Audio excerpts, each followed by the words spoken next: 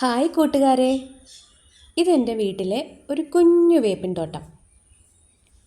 ഇന്നലെ ഞാൻ ഇതിൻ്റെ ഇടയിലൂടെ നടന്നപ്പോൾ കുറേ പക്ഷികളെ കണ്ടോ? വേപ്പിൻ്റെ താളിരിയിലയൊക്കെ കഴിച്ച് സുന്ദരക്കുട്ടപ്പന്മാരിയ്ക്കുന്ന ഇരിപ്പ് കണ്ടോ? എന്താ ഭംഗി!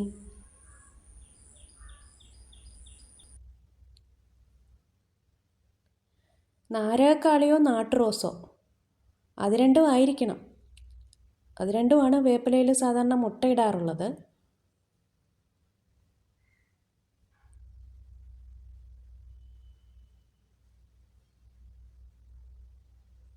നോക്ക്, എത്ര എണ്ണമായിരിക്കുന്നതെന്ന് നോക്കിയേ. ദേ ഒന്ന് പ്യൂപ്പയാകാറായിട്ടുണ്ടായിരുന്നേ. ഞാൻ ഇന്ന് ചെന്ന് നോക്കിയപ്പോൾ ദേ ഇത് പ്യൂപ്പയായി. നോക്കിയേ, ഇങ്ങനൊരു സംഭവം ഇവിടെ ഉണ്ടെന്നറിയില്ല. നല്ല ഭംഗിയില്ലേ? മറ്റേ 3-4 കക്ഷികളിൽ 2 പേരുണ്ട്.